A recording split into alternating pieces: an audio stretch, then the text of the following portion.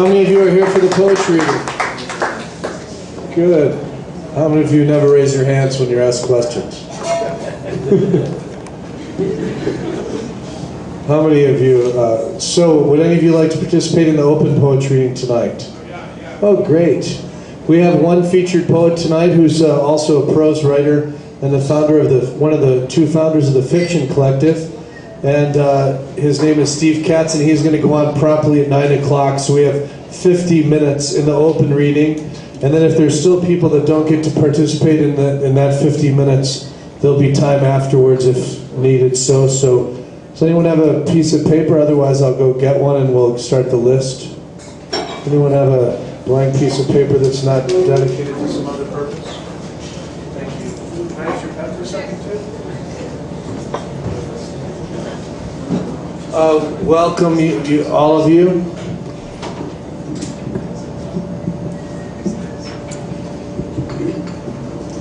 We've had more technical difficulties in the last month than we had in the last 5 years or something. We seem to be free of them temporarily. Who would like to participate in the open reading? Rob, what number would you like to be? I'll be 3. Gary Herb would be mad if he was here. And I don't care. Okay, we're going to just go around the room like this. What's your name? Nathan Jeffrey. What number would you like to be? We have to kind of make this quickly. It's very simple. Your name and what number? I'm not... I can go 1. Okay, you can go whatever number you want. Nathan, RJ? 2. Emily? Going, yes, sir? Jay. What, Jay? 5. Jason. 6. Yes? 7.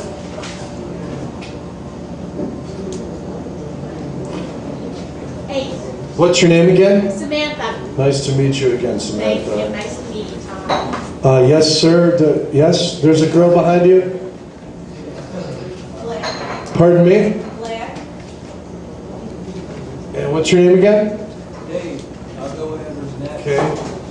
Yes, sir. What's your name? Adrian. Rob wants me to go early. Jeez. Oh, Terry.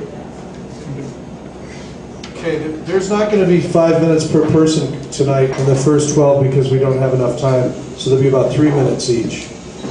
Since Adrian was brought up, one of my favorite actresses, Adrian Shelley, passed away like a few weeks ago, and she was totally great. If you haven't seen Trust and what's the other one, Steve? Trust and The Unbelievable Truth, both directed by Hal Hartley.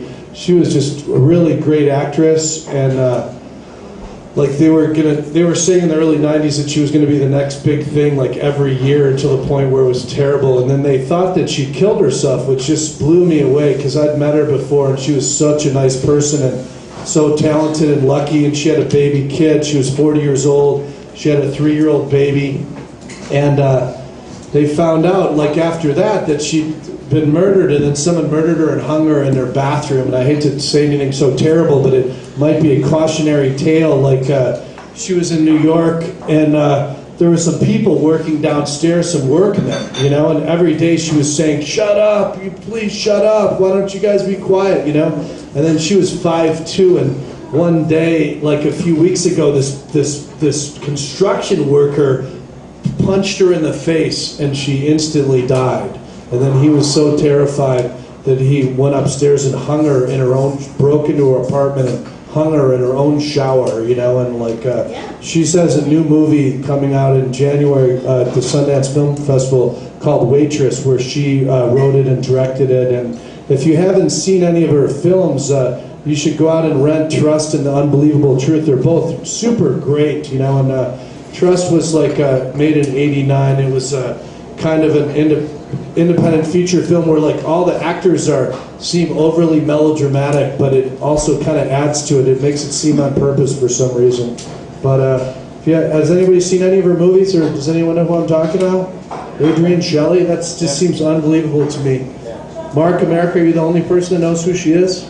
You know who she is? Oh yeah, I've seen both those films. Weren't they great? Yes. I haven't heard that he's done anything recently, but Yeah, no, I was thinking about Hal Hartley. He still makes movies, but she was on the cover of all these magazines in the early 90s. But if you haven't seen her films, go out and rent them, and if you don't watch movies, say a prayer for family or something like that. So our first open reader tonight is Nathan. We have 45 minutes and 12 readers, so that's about 3 minutes per person. Please try not to exceed that time. If you have some poems you want to read later, you could read them later. So let's have a nice warm welcome for our first performer tonight, Nathan. For my orgasm is not a cannon used to breach the hulls of foreign battleships, but instead a dying flower whose only purpose is to blacken the soil for a coming spring. No. Sometimes it means that people will enjoy what you're reading, believe it or not. So that was Nathan. Let's hear once more for Nathan, the first time ever at the Laughing Goat. Welcome all you lovely people. And next we have RJ, number 2. Let's have a nice warm welcome for RJ.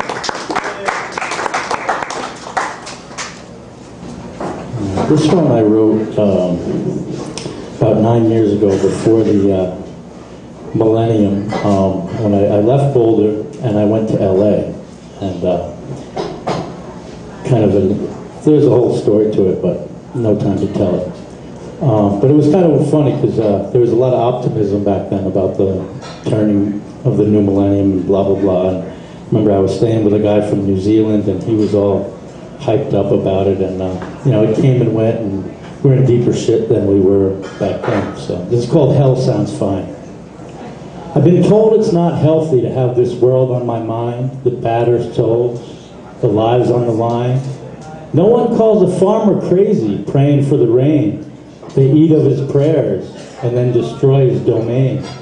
Today we add 1 and -1 and wind up in negative 1999. Maybe in the year 2000 we'll finally find our spine. The goal is the juxtaposition of a split infinity. The styles got reason and the styles got me. Could everyone just stop for a second and positively be? There's a beauty here. A 1, 2, 3, and it's yours and mine. And it could be absolutely free. These tortured traditions are falling so far behind. Sometimes I think about what's going to happen when I die. I'm a little more concerned, I'm not going to lie. And I don't want to come back here. Hell sounds just fine. I heard that's LA now. I think I'm going to head there tonight. Try to put the fire out. If only I could find the light. And you can bet your 2 cents I'll be packing a knife. It just seems like that's not humanly possible to be a full-grown adult and be born in 1986. Can you believe that, Steve, that they let that stuff happen? Next we have Rob. Let's have a nice warm welcome for Rob.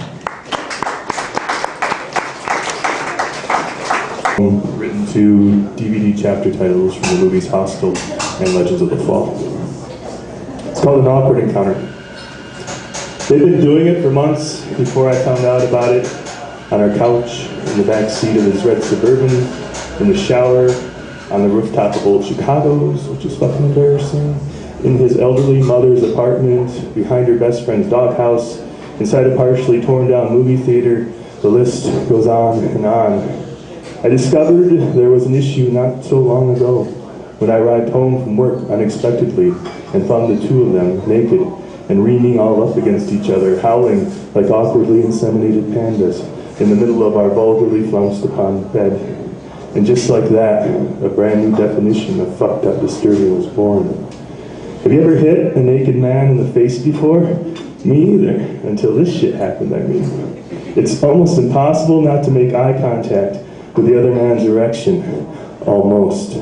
When you find yourself in that sort of situation, I mean the sort of situation that begins with you walking in on the woman you love as she's fucking some other dude, and ends with the punching of this other dude in the face, in the sick half-assed gathering of discarded clothing, and the yelling, and the crying, and the screaming, which follows the clumsy running out the door of the just got punched in the face guy, which is followed shortly after by the quiet packing of the woman and her calm requests that you go fuck yourself, and declarations that she was never really all that into you anyway, and she can fuck whoever the hell she wants, whenever and wherever she wants to now, because it's over. And after she's gone, you sit down on the bed, which is still warm from their fucking and wait calmly without whiskey for your nerves to break down. Our land of opportunity has been bought out by zombies, tortures endangered species in wet basements, peels its own flesh off as things insist we calm down.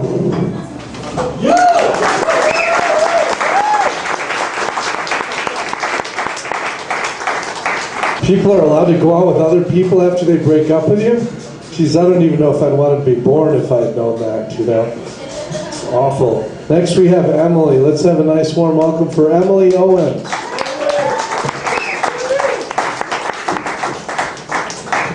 I'm working on a story right now, so I don't actually have anything new, but I thought I'd do it anyways.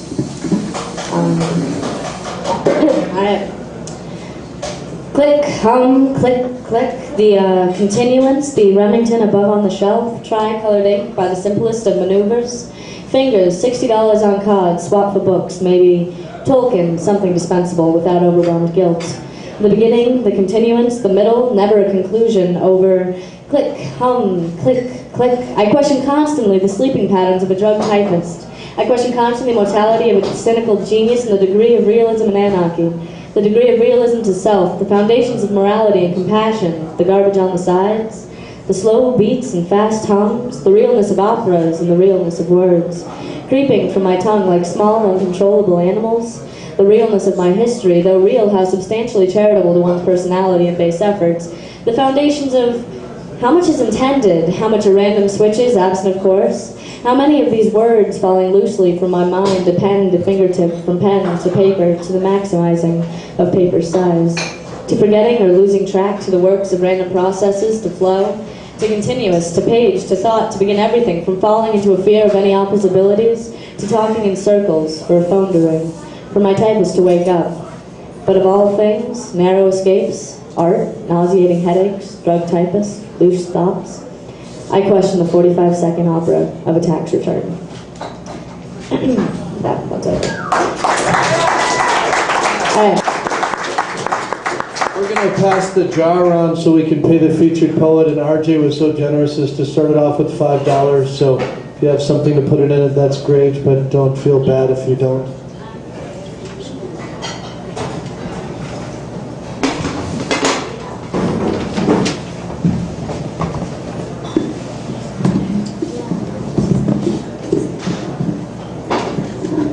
If you don't have anything to put in the jar, the management hopes to that you have something to buy a drink with so they can pay their light bill. But there's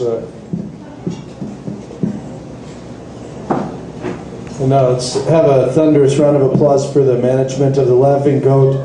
So nicely, let's do a reading here. We got a new sound system and everything. So that was Emily. Next we have Jay. Let's have a nice warm welcome for Jay.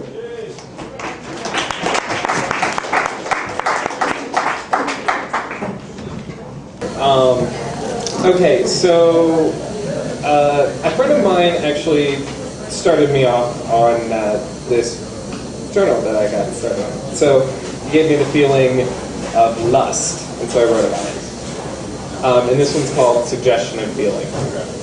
Formed skin, amber in hue, held aloft in gentle frame, complementing your foreign musculature, held outstretched to open arms of willing cohorts, and dusted ever so slight with subtle motions which catch my mind, enraptured in disbelief, where no defogger can remove your haze of tears you wept.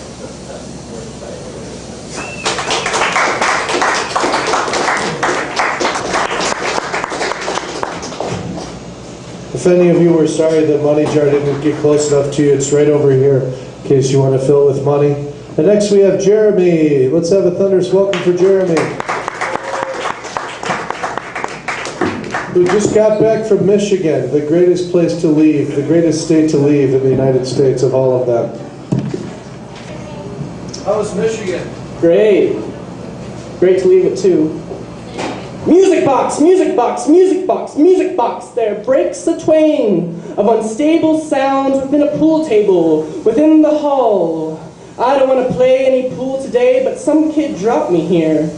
I can't talk dirty to an angel, get mixed up meanings in a college dorm. I don't want to stay for college days, but I want a little go with this chick's legs. I ditched the pigs who wanted me dead for as long as they lived, and I come across the house where you live. I sit against a poplar tree and write a sad message. When will you marry me? When will you marry me? When will you marry me? I see the sweet mama in a sweet red car and no panties. May I help you find your panties? Then quickly, real quickly, she's gone. Tonight I run home all alone, strung out, gone, and ready for a crash. I smash a bone in my better leg, but fuck it. Don't worry yourself about the drain. There's something warm even in this rain. So dig it up and dig everything. His birthday, so I thought maybe everyone could join me in a round of happy birthday to Samantha. Okay, you guys ready? Happy birthday to you.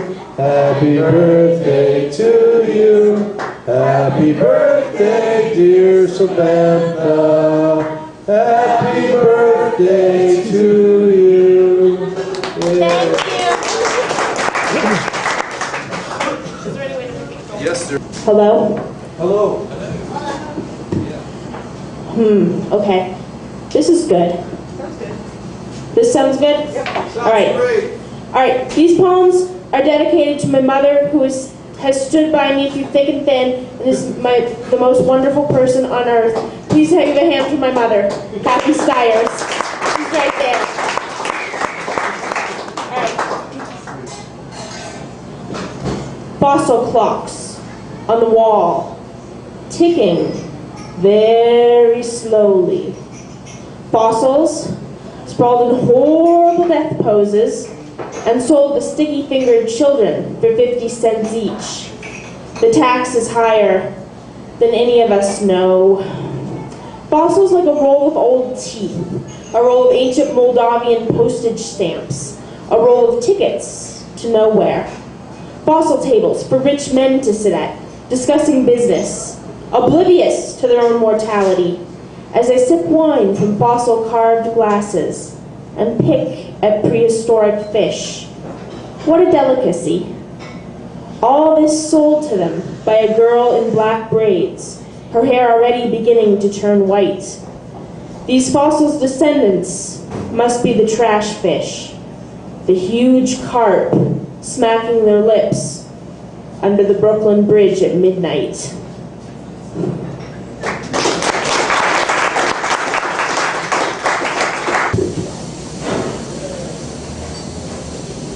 I wanted to really have this piece to have a cathartic intensity, and I think that's important at this stage of the game. If you ever are at this stage of the game again, you'll know what I mean. And I hope you can have cathartic intensity too, Rob. Okay, so like stepping in a pile of dog shit. So glad I didn't slip and fall into it. I can't help but wonder what she will be like now that I'm over it.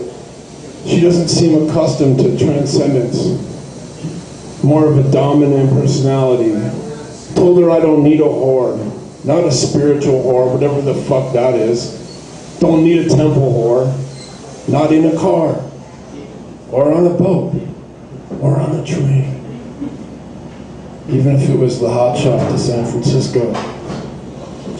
Or the metro, bound for the Champs-Elysees. Not the Mile High Club. Once again, I set my sights for Valentine's. And I'm sure as hell not pointing this thing at you. I've never been so pleased with myself at deciding simply not to fuck. Not to participate in your sorry-ass agenda of emotional chaos. That's right, darling. I couldn't give a fuck. Wouldn't even try.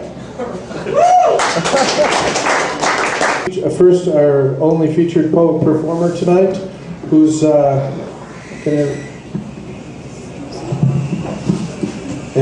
Steve has done so many things, they would probably take up a half an hour to introduce him properly. He was one of the two founders of the Fiction Collective, and he will be reading to you that in the early 90s, once when I read with him at CU, I had written all these mistranslations, and I was introducing these poems saying, and this is a mistranslation of Charles Baudelaire's Voyage, and then he was laughing, and he thought I was kidding, because then when he got up and introduced all his poems, he was like, and this is a translation of Catullus, but he was just kidding. And so his books are Journalism, The Exaggerations of Peter Prince, Saw, Cheyenne River, Wild Track, Saw, excuse me, I'm just doing this wrong. Is this Saw 2? Okay, it says Saw in here twice. I'm just, Swanee's Ways, Weir and Peace, Flurry of Washington Heights, Antonella's Lion, Kisses, well, this is a new one. I think it's a Kisses Miscellany, which is forthcoming. And he's going to be our performer for the rest of the evening. So let's have a thunderous welcome, please, for Mr. Steve Katz, performing here at the Laughing Goat for the first time. That was paid to him and Ron Sukanik and Ed Dorn when they were talking about the teachers at CU. They said, yeah, he's one of the writers that teaches up there. So, Is that comfy? That's real comfy. I think first of all, I'd like to start with a round of applause for Tom Peters, who's kept this scene going for 23 years.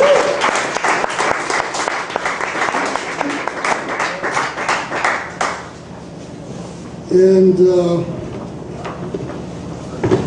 I'm going to read a few poems, and then I'll read some prose, if I can see the page.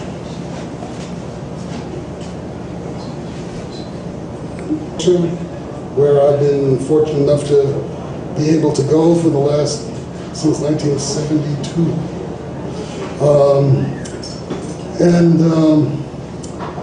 So that's more or less the setting of these. The first one is called Jackie Phones. Jackie phones and says she saw my car parked by my house on her computer using a program she downloaded called GoogleEarth.com. Batten down, lock the doors, pull the shades, latch the shutters, glue the curtains tight together, slam, bury, cover, blot out, obscure, conceal, and shroud, secure. The fools are watching. The fools can see in, can touch us with their filthy hands at their banal and deadly tasks. They can release a tsunami of assassins. In this new world, led by the craven and self-righteous, my paranoia is technological. No cloud cover will ever opaque, obliterate the blood tide, the murderous indifference of the powerful and ignorant. And this blessed remoteness we enjoyed inch meals away into information, bit by bit.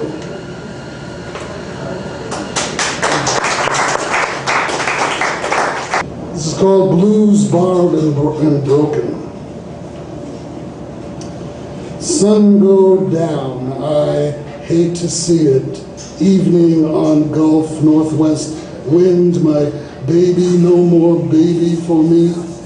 Blow away crooked dreams, blow away clock of Fridays, nor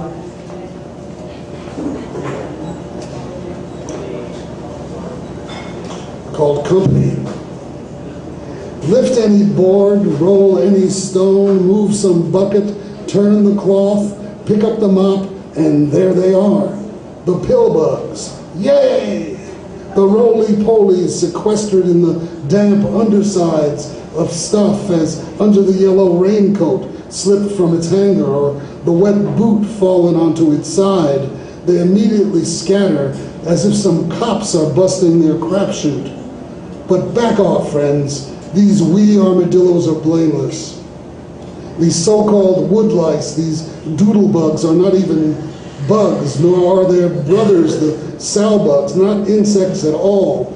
They are related to the great crustaceans, the lobster, crab, and crawdad that we love to eat with lemon butter and hot sauce. They mean no harm, dear friends.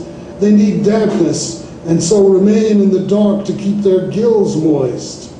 They want to breathe, that's all, and carry their young in pouches in their abdomens. They create no difficulties for us, dear friends. They feed in obscurity on compost, debris, and small matter, and sometimes fall prey to frog and newt and spider. Toads eat them too. We don't yet. Exemplary critters of the dark, they are dependable, good company. They might choose to hide from us, but we rely on them to be there in the moist, in the dark below, whenever we are here.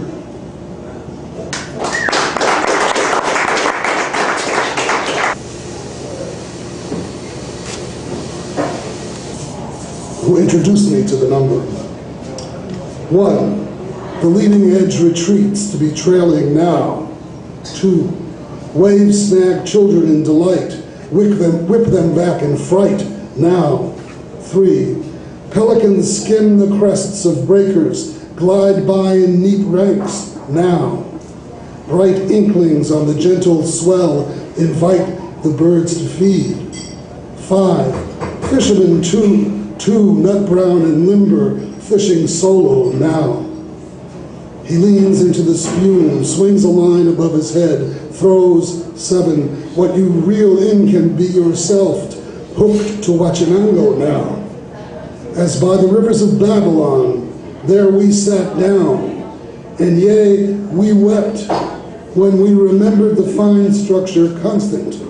What does it mean, the square of the charge of Zion, divided by the speed of light, times Planck's 11 constant, dimensionless number, pure prime, a willow to hang our harps now, describes the probability that any one electron will absorb a photon.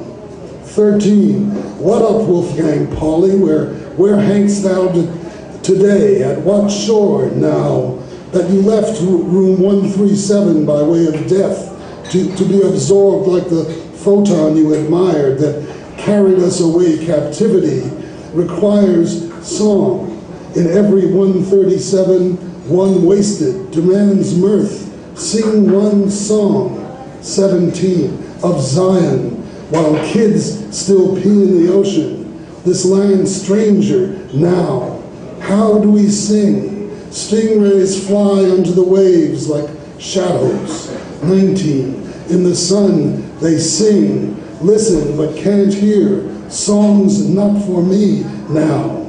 May my right hand forget her cunning, and stacks of corpse, where be grief enough to tell this grieving? For as a man is a being very sparingly furnished, let my tongue, 23, cleave with the power of prescience to the roof of my mouth now. But my wave broke long ago. I watch it retreat and mark how the sand shines. Daughter of Babylon, who art to be destroyed. Miracles are plentiful, but revelations are few. One I recollect is my delight in you. Hey you, derived of laughter and dreams, absorbed like photons into the ebbing 29. Where are the photons of yesteryear? Much of my time now has sunk into nothing, to fume away in useless evaporations. 31. Come down here, you photons, to face the charges that absorb now, and show no pity on your wave or particle, one every 137th of each. It is inevitable as the potency of the sun from which these words derive, as does every skit and drama and comic or tragic epic of this life. Though we no longer worship it, there is little room left for self-congratulation, 37, for the author, nor for those who load the boat with children now and their flotation devices. No age was ever made better by its authors. And what shelter from the sun under a blue canopy? The blue canopy of lust shelters much of life from tons 41 of boredom and self-pity. Get laid is the war cry now. In rare times of peace, when blood spilled is menstrual and sweet, 43 as seamen, get laid and get laid again.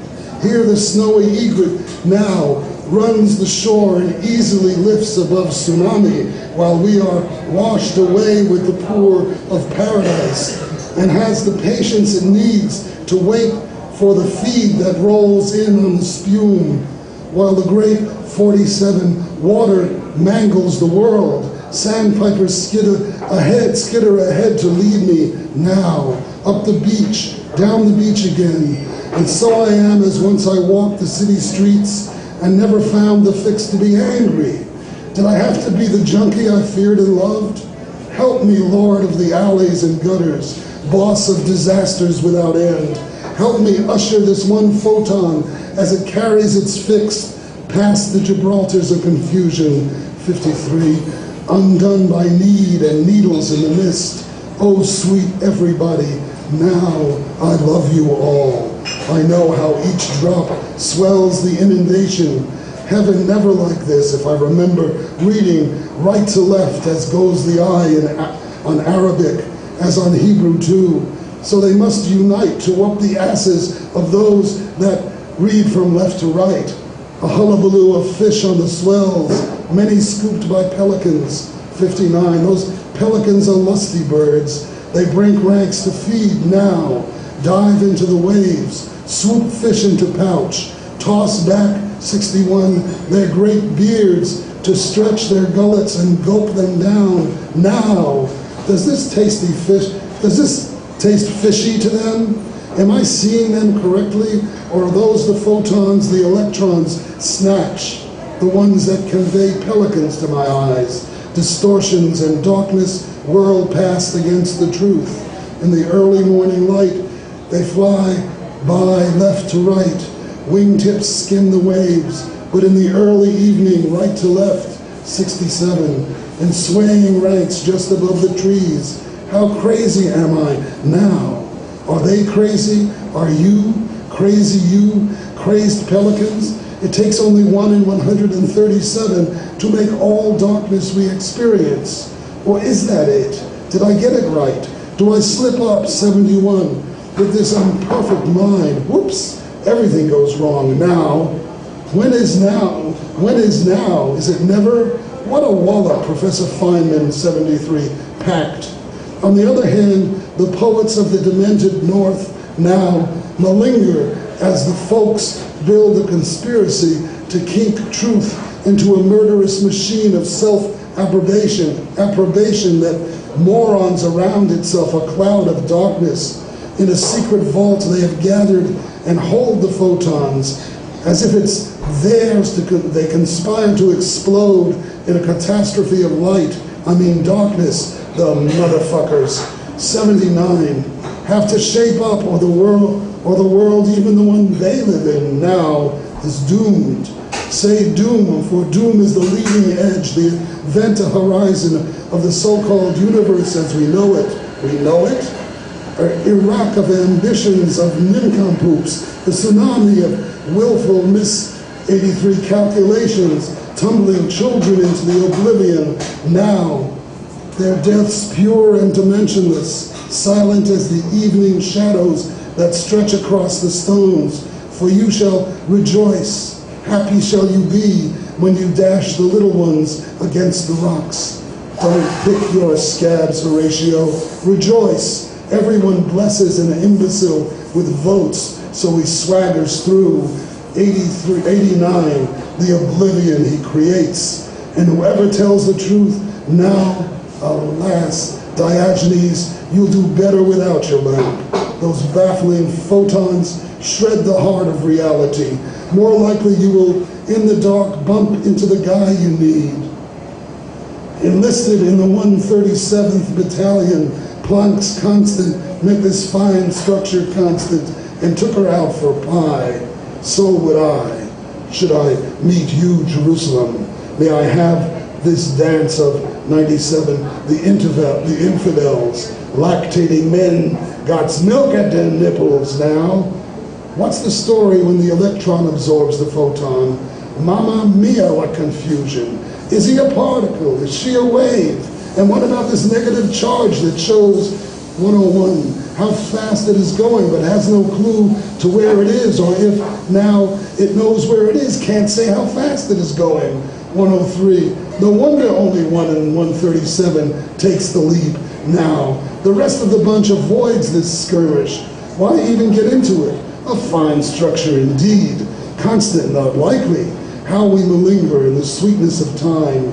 Where be we then, 107, for the cushy kneadings of space? Or when we now, where we are being crushed, how to measure the growl, time's bite? 109, what happy catastrophe is a life? Don't bitch, it's what we got now. Just because you got snuffed, don't mean I ain't alive. God nurtures, some leaves some bereft. Maybe there's nothing there in that drawer, no God, only bloodshed satisfies those greedy 113 for more light. So we have canceled the stars at night now. Where lie all the questions we haven't asked yet? Let's go, you and I. Dawn peaks up to the right, dusk rusts down to the left, and weary day after weary day of a life that ebbs away with the tide. How happy this spooky life ain't for everyone. Some smash up and die before death. Others wait for some book of the dead to declare. I declare I am not dead, I hope. So, because words of a dead man are not worth the lead in his pencil, all the compassionate seraphim who descend on wings of light will never raise the mantle that enchambers my soul. Hey, suicide, 123, what is up? At birth begins annihilation. That is how I love you now. Quick, infanticide should be too heavy for the angels to bear. Tear grief out of life. When one photon vanishes, do the others grieve? You shall rejoice when you cast the little ones on the rocks. 127. Fuck's message is so simple. 137. What kind of planet now do we live on? We cannot at pleasure obliterate ideas. It's what we know that causes pain. But what's hidden keeps us going. Going nuts is one answer to growing up in starlessness. But this is no question for old men. So withered and baffled they whine at the gates. Now, let me in, even if they've never been. In is where they think light is a constant, though they know the constant is a number, pure, dimensionless, alpha, fine structure constant. Here in the souks of Istanbul, we buy a dark suit woven of light and useless art. And wearing it, we look exactly 137 like now.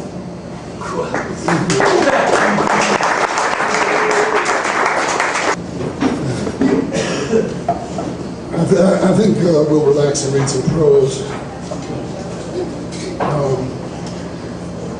I've gotten to the stage in life where, well, after I finished Antonova's Lion, which is the book here, I thought I'd never write another thing. But suddenly I started writing these poems, and then all of a sudden I realized it's possible to write memoirs. I'm finally old enough. But I didn't like the idea of trying to make a narrative arc out of life. I mean, I thought that was kind of phony, because that's not the way I remember my life. And so I started writing what I call memoiroids, to be treated with preparation M.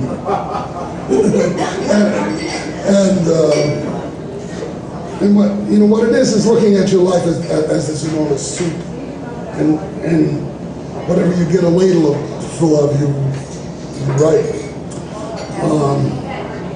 So I'll read you a few of these.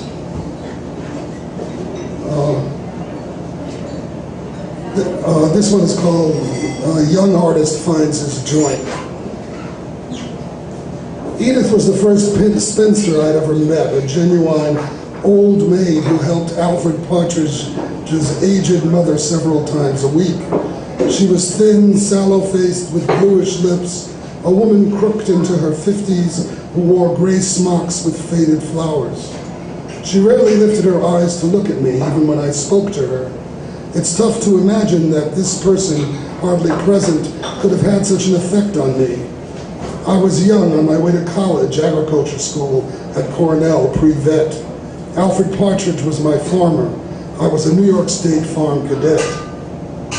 When I got to Alfred's farm from New York City, I was a hopeless case of New York City boy. The farm cadet bureau manager who delivered me to Alfred felt my hands and said, "Soft. I'll be back in a couple of weeks to see how they toughen up." Alfred, a craggy-faced, gray-eyed, even-tempered man, body bent into strength by hard work, immediately ordered me to jump onto a wagon of green hay and start pitching it into the loader that carried it up and dropped it down the silo. This was the first time I'd ever seen a pitchfork. I could figure out which end was the fork, so I gripped the long handle in the middle and sank the tines into the hay at my feet, pushing down with my sneaker, as if it was a shovel. I'd used the shovel before. I tried to lift. Nothing. No hay on the fork. I sank the fork again. Again, no result. I was sweating like a little city pig. I had signed up for this work because of the requirement of the ag school at Cornell that city kids get farm practice, 2 or 3 credits maybe for pitching hay. The initiation was required for entry into the vet school too. At the time, I wanted to study veterinary medicine as the lesser of several evils. I sure didn't want to be a dentist, my mother's ambition for me. Doctor was out of the question. Veterinarian seemed feasible, though the only pets my family ever kept were one white and one black and white rat, Eleanor and Franklin, raised by my sister for some abstruse fringe of the war effort. After watching me struggle for what seemed like hours, Alfred finally approached and said softly, "You can't lift the same hay that you stand on, son." I looked down at the pitchfork sunk into the green near my sneakers, and enlightenment struck. That was why the handle of the pitchfork was so long. This was the most profound teaching I had ever received. To this day, when I'm hung up on something, I pause and listen to Alfred's voice. You can't lift the same hay you stand on. Within a short time, I had moved the whole wagon load of green hay into the silo. After that, I got on great on this rocky hillside northern Catskill farm. Alfred milked Jersey cows because they were nimble grazers on difficult land, because they produced what he thought was the best product, milk with butterfat pushing 6%. And Jerseys are the prettiest cows. In fact, I had a crush on one heifer, a tawny brown lovely with a black dish face named Jingle. She would greet me in the evening before chores and lick my hand. It's a strange coincidence that the woman I married out of college was nicknamed Jingle. Pat for real, family name Bell. But we have to return to the spectral Edith, moving silently through doorways, keeping to your peripheral vision so you were never sure if someone had passed by or if you felt a ghost. She had no smell. She was like an empty wind. I was learning old-fashioned skills that would get me few farm practice credits, but I enjoyed them. I learned to harness and hitch a team of horses, Patsy a Belgian, and Olaf a Percheron. I could load a wagon of loose hay as well. Alfred said, as anyone, I could load a wagon of loose hay as well, Alfred said, as anyone he had ever seen. I helped him pour a new barn floor. I was good with the stock. Alfred and I got along really well. On his mantle, he had a model of an ideal Jersey cow, and he liked to explain the fine points. He was an advocate for the small farm as a way of life, and I felt honored when he offered to give me 40 acres above on his hillside and 4 heifers, I don't think Jingle was included, if I would give up the idea of school and commit to farming. I had never had such an affirmation before, and I was flattered and confused. I was young. This was an honor. I was sorely tempted to accept what would have been the oblivion of a small New York State farm. What Edith did shocked me into focus. One morning in the bathroom, as I was attaching a roll of toilet paper to the roller, I slipped and it fell into the toilet bowl. I retrieved it half soaked and laid it on the sink, then snuck out to the barn for chores. Then we climbed the hillside to find a yearling black bull and drive it down to the barn. Alfred loved jerseys with a lot of black in them. I feared the bull, but this one was too young yet to get cranky. To my shock and humiliation, Edith had strung the toilet paper out along the clothesline. How these 50 feet of clothesline expressed the passionate frugality of this intense maiden. That someone might do this had never entered my mind. After dinner, I squatted with my back against the barn across the road and watched paper dry. A tender breeze rustled it slightly. The sweet smell of fresh hay and manure surrounded me. This was like the script of Edith's conviction, a commitment to Alfred and his mother, written along the line between myself and the house. For some reason, I could see my own life, too, all my work that lay in the future, encrypted along that line of paper. I was a writer. I would always be one. I looked out across the road at the clothesline, the paper, the farmhouse, the fenced hayfield, backed against the rocky hillside where my 40 acres might be, the sky deep evening blue with small cumulus scudding. I didn't have to make up my mind. It was written there. I had to refuse Alfred's order. Edith came out from around the back of the house and carefully rolled up the dry paper. She glanced at me once across the road, and as best as I can remember, this was the only time she ever smiled at me.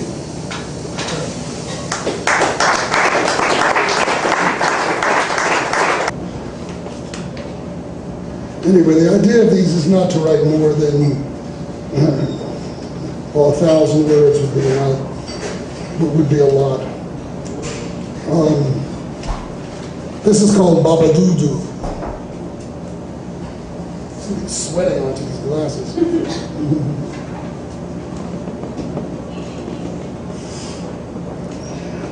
Baba Doo Doo.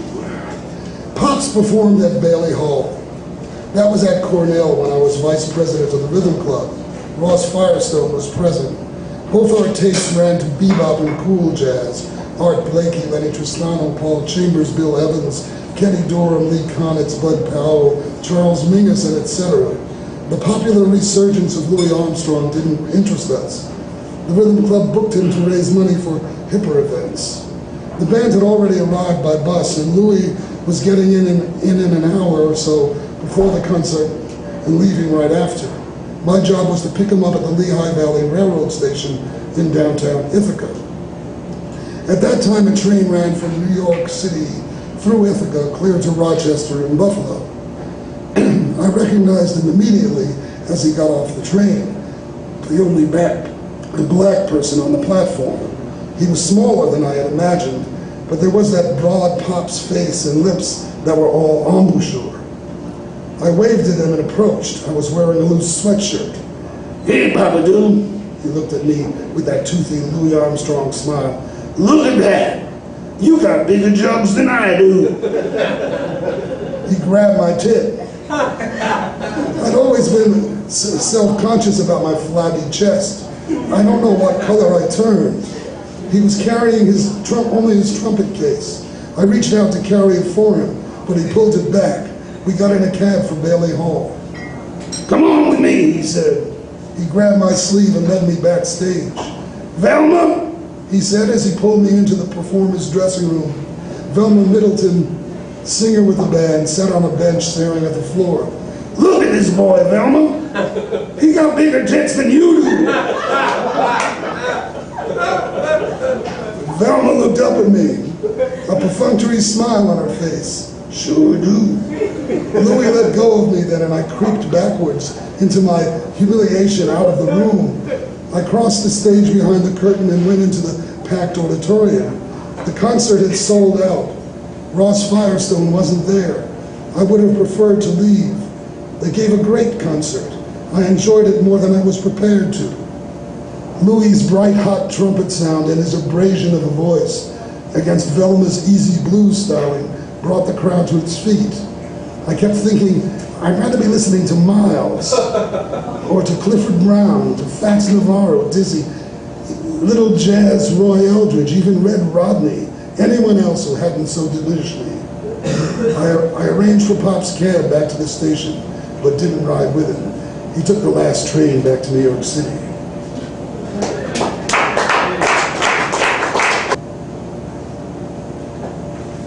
This is called Busting Pots.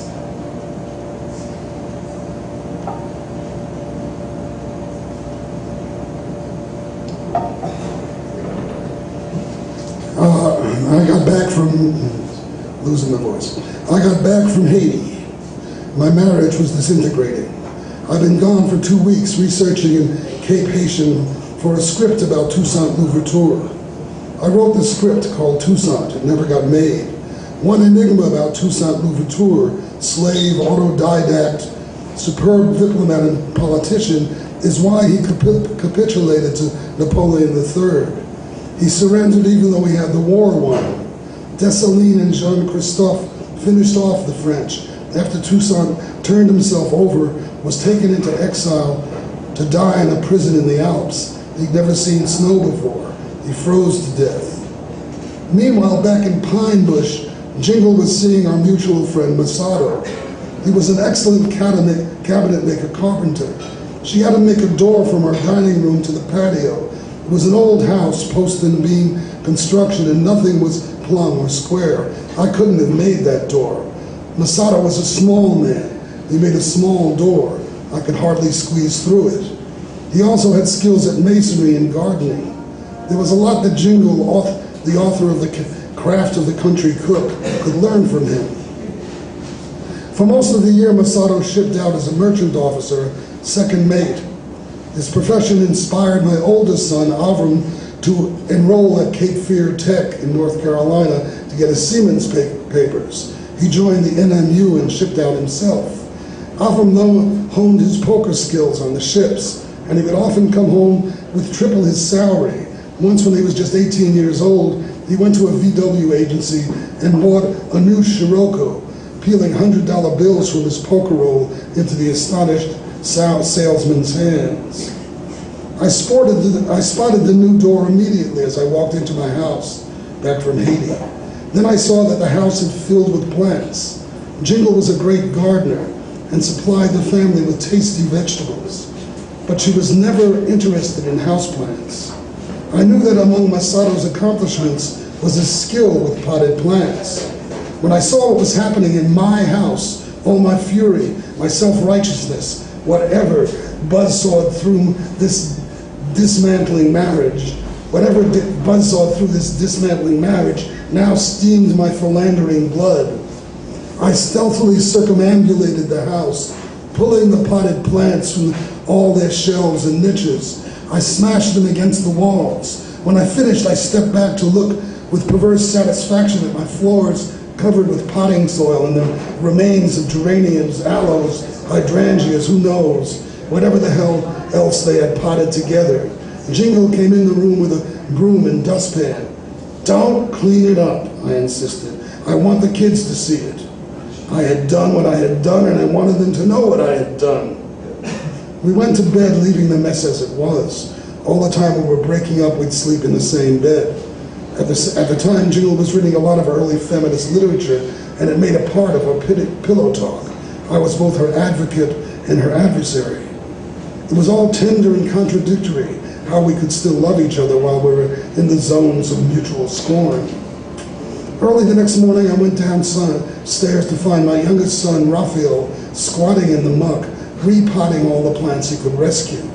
He filled the new pots with soil he swept off the floor and tenderly fitted the plants I had doomed into their new life. I felt like a child being taught a lesson. "Do what you have to do, Dad," said Nikolai, the middle son, when I gathered them all in my studio to tell them I was going to move to the city. I went back up to Pine Bush several times in the fall. Jingle couldn't bring herself to slaughter the 2 lambs we had raised for meat. She sharpened the knife for me. I took the creatures into the shade by the barn and laid them down and held their heads cradled one at a time in my lap. I explained to the first one how we had given them a good life, and now it was time for us to take it away. I didn't really have words for this ritual. It was harder with the second lamb.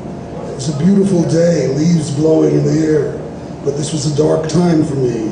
I was like draped in lead, pressed down to the ground. The lambs, however, got very calm before I slit their throats. Jingle didn't watch. They bled out onto the ground around my legs.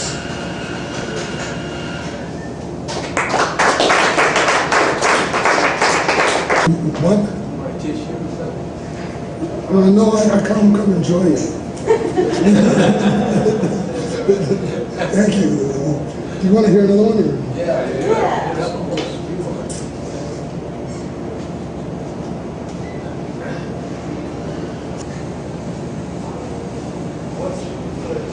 Ozark was small but mighty.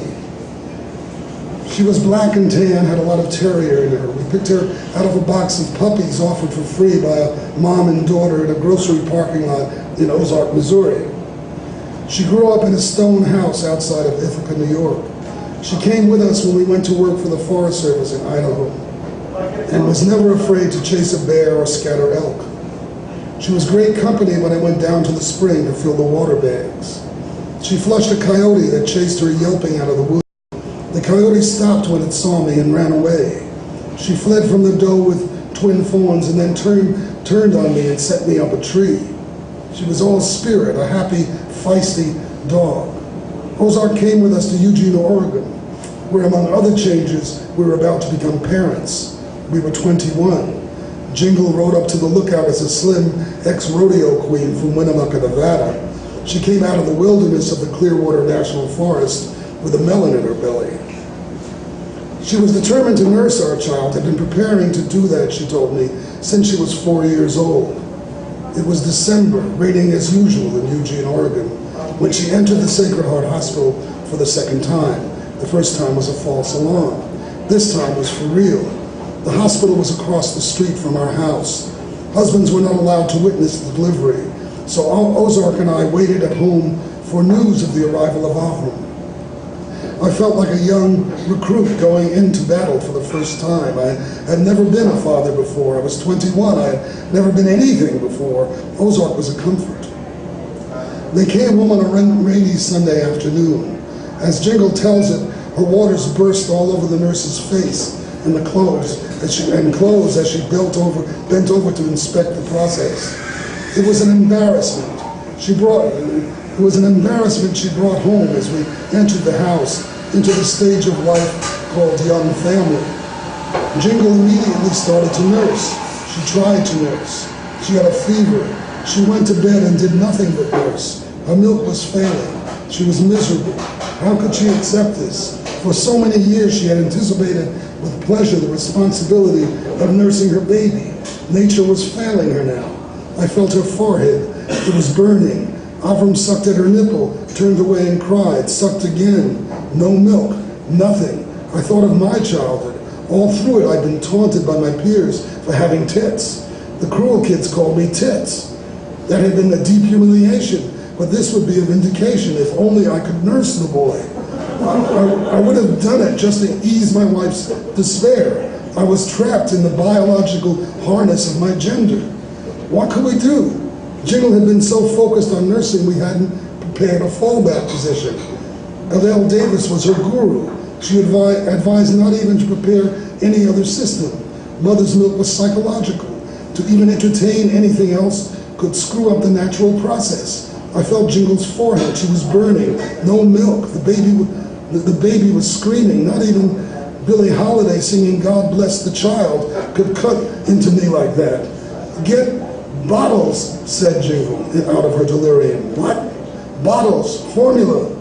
I understood what she meant. I'd never given it a thought. It was Sunday night. We were new in town, had no friends. It was raining, new moon, dark.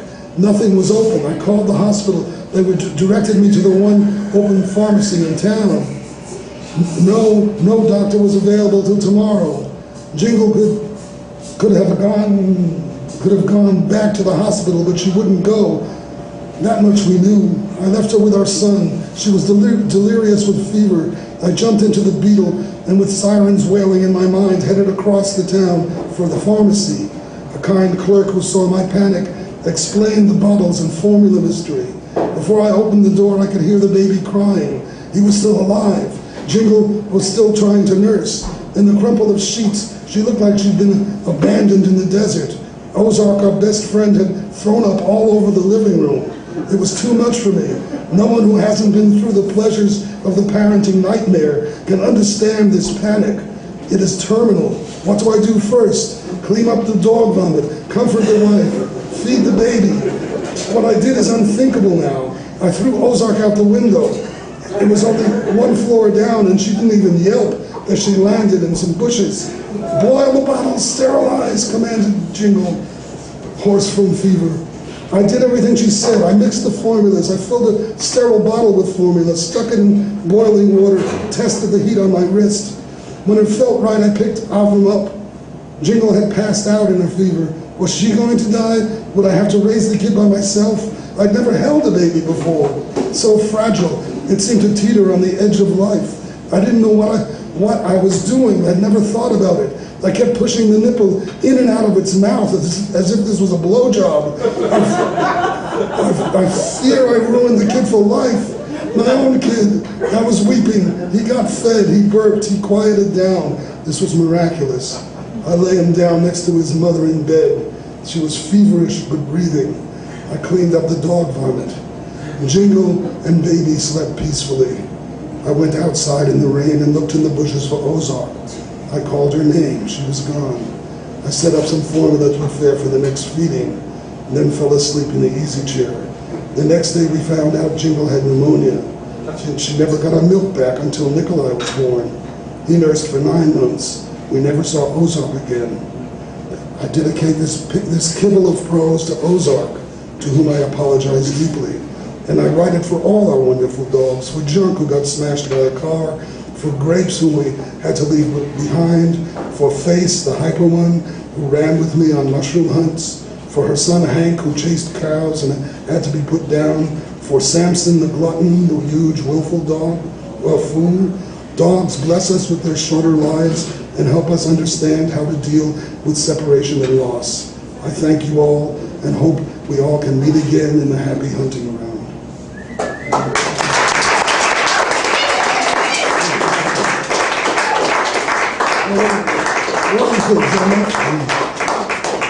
I mean, I can go on forever. These are like potato chips. You want one more? All right, well, I guess you can just leave. This is called Death on Layaway.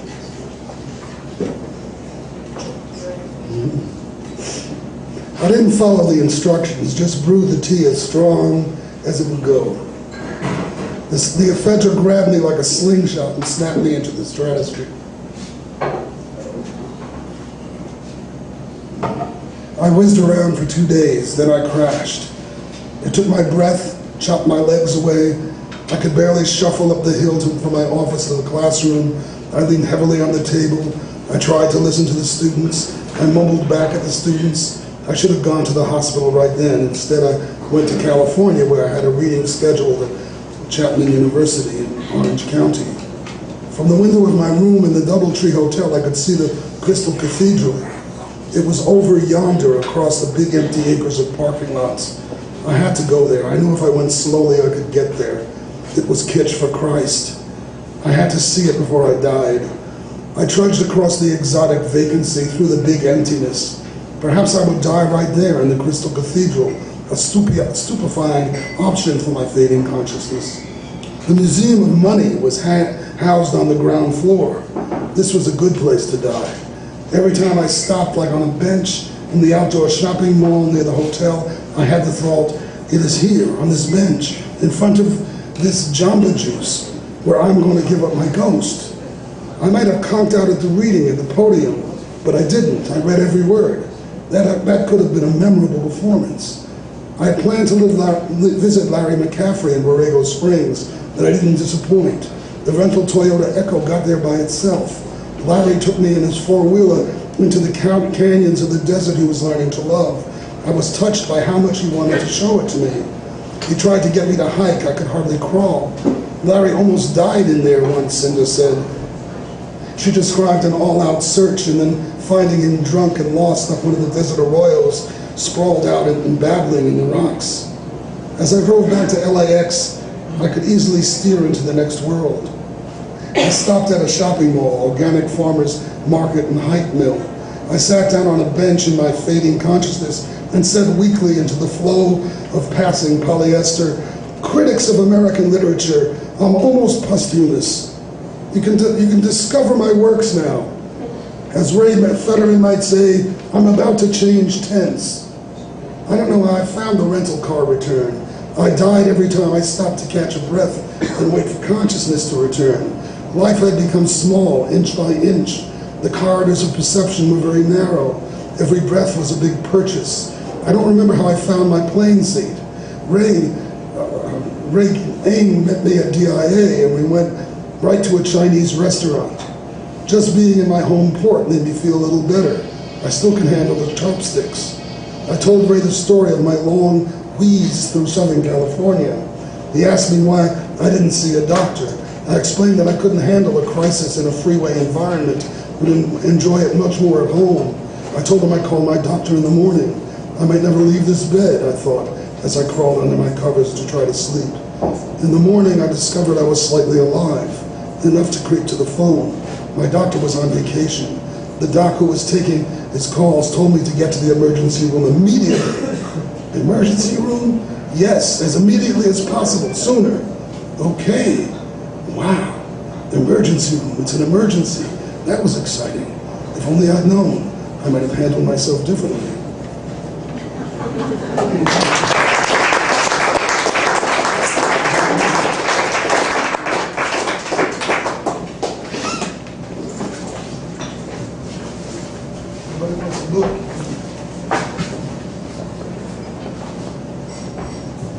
Let's hear once more for great reading, Steve Katz.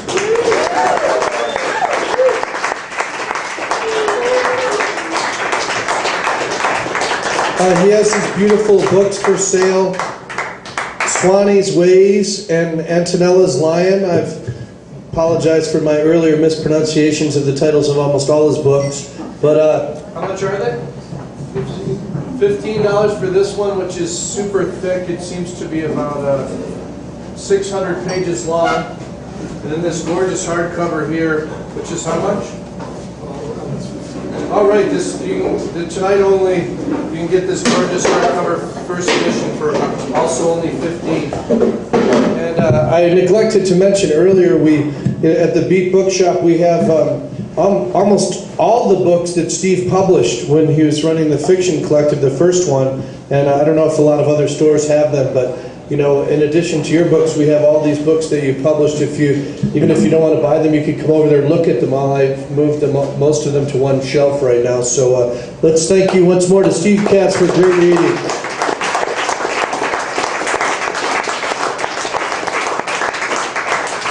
Monday, and as far as we know right now, on Sunday evening, Christmas Eve at midnight, we're going to have midnight poetry mass, because we haven't missed a reading in 992 Mondays or whatever, and so we're having our 1000th reading on February 5th. So not to break the string of Mondays, and they don't want to be here on Monday night, we're going to be here at Monday morning at midnight on Christmas Eve night, which will be technically Monday at midnight. We'll be here from 11:45 until 12:30, and I'll be your host, and there'll be free hot chocolate, and they'll be closed most of the rest of the day, and entirely, I believe, the next day. And then we'll have another reading on New Year's Day. We're at the normal times. And Dylan recorded the reading tonight, and it will be posted on his website, where you almost on any computer you can click and watch it, and that's at www.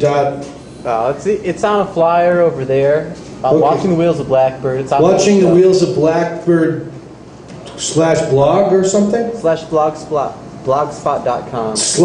Watching the Wheels of Blackbird /blogspot.com. And if that's too much for you to remember, you can go to myspace.com/watching the wheels, and there's a link to it there. So thank you very much for coming, and good night. The poetry reading is now over, but the coffee shop's not closed, so feel free to stay and talk to Steve or do whatever you'd like to tonight. Thank you.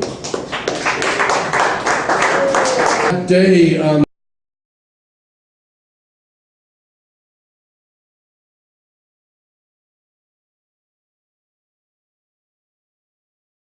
Emily? Going, yes, sir? Jay. What, Jay? 5. Jason. 6. Yes?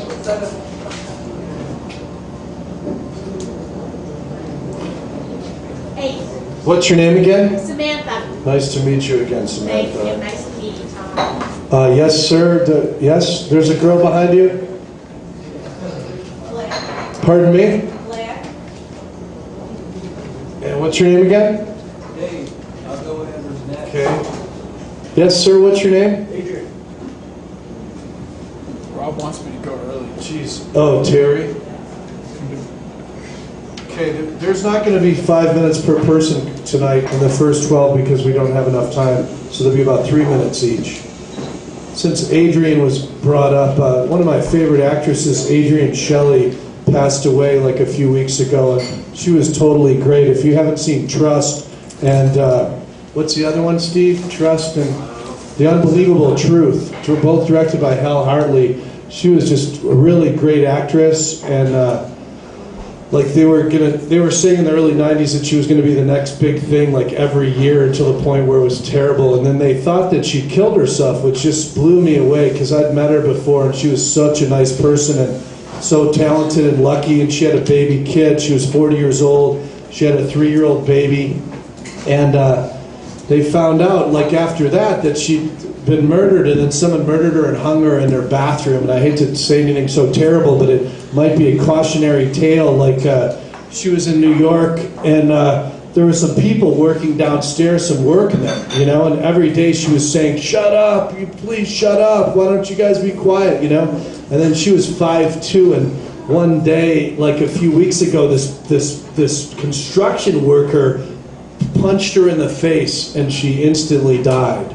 And then he was so terrified that he went upstairs and hung her in her own, broke into her apartment and hung her in her own shower, you know. And like she says a new movie coming out in January at the Sundance Film Festival called Waitress, where she wrote it and directed it. And if you haven't seen any of her films, you should go out and rent Trust and The Unbelievable Truth. They're both super great, you know. And Trust was like made in '89. It was kind of an independent feature film where like all the actors seem overly melodramatic, but it also kind of adds to it. It makes it seem on purpose for some reason.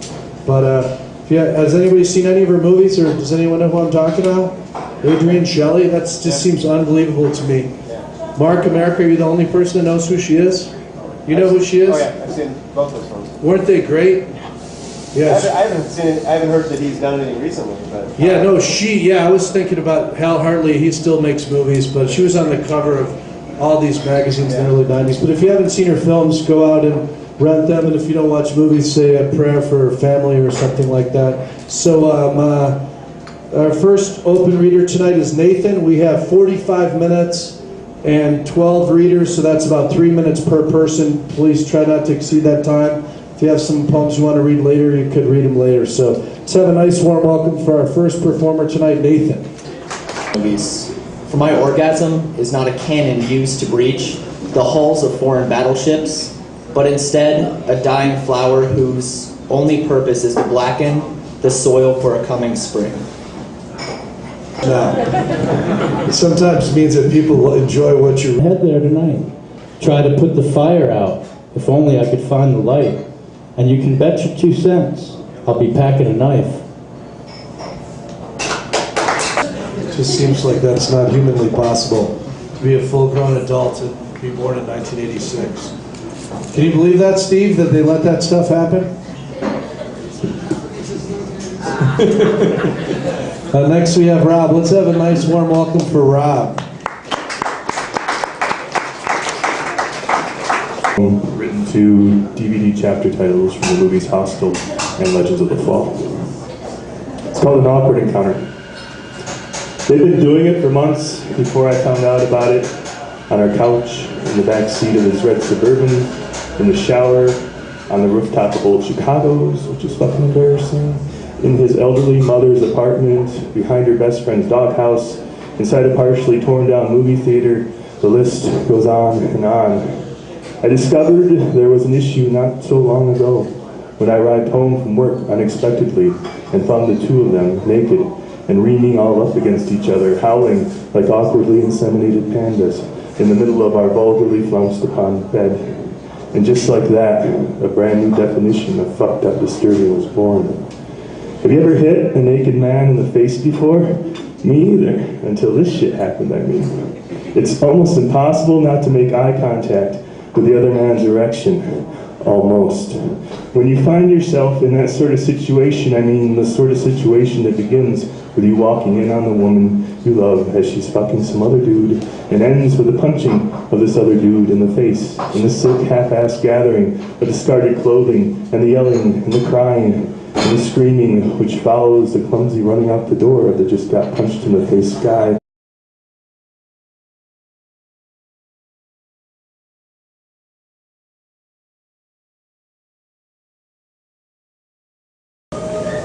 How many of you are here for the poetry reading? Good. How many of you never raise your hands when you're asked questions? How many of you, so would any of you like to participate in the open poetry reading tonight? Oh, great. We have one featured poet tonight who's also a prose writer and the founder of one of the two founders of the Fiction Collective. And his name is Steve Katz, and he's going to go on promptly at 9 o'clock. So we have 50 minutes in the open reading. And then if there's still people that don't get to participate in that 50 minutes, there'll be time afterwards if needed. So does anyone have a piece of paper? Otherwise, I'll go get one and we'll start the list. Anyone have a blank piece of paper that's not dedicated to some other purpose? Thank you. Can I use your pen for a second, too? Welcome, all of you.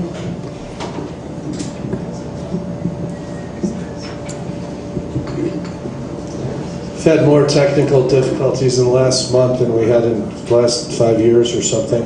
We seem to be free of them temporarily. Who would like to participate in the open reading? Rob, what number would you like to be? I'll be 3. Gary, Herb would be mad if he was here. And I don't care. Okay, we're going to just go around the room like this. What's your name? Nathan Jeffrey. What number would you like to be? We have to kind of make this quickly. It's very simple. Your name and what number? I'm not... I can go 1. Okay, you can go whatever number you want. Nathan, RJ? 2. Reading. Believe it or not. So that was Nathan. Let's hear once more for Nathan, the first time ever at the Laughing Goat. Welcome all you lovely people. And next we have RJ, number 2. Let's have a nice warm welcome for RJ.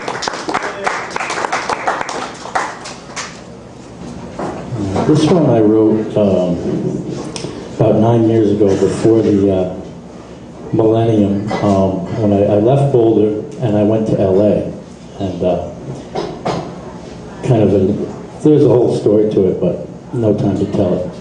But it was kind of funny because there was a lot of optimism back then about the turning of the new millennium and blah, blah, blah. And I remember I was staying with a guy from New Zealand, and he was all hyped up about it, and it came and went, and we're in deeper shit than we were back then. So this is called Hell Sounds Fine. I've been told it's not healthy to have this world on my mind, the batters told, the lives on the line. No one calls a farmer crazy, praying for the rain. They eat of his prayers and then destroy his domain. Today we add 1 and -1 and wind up in negative 1999. Maybe in the year 2000, we'll finally find our spine. The goal is the juxtaposition of a split infinity. The style's got reason, and the style's got me. Could everyone just stop for a second and positively be? There's a beauty here. A 1, 2, 3, and it's yours and mine. And it could be absolutely free. These tortured traditions are falling so far behind. Sometimes I think about what's going to happen when I die. I'm a little more concerned, I'm not going to lie. And I don't want to come back here. Hell sounds just fine. I heard that's LA now. I think I'm going to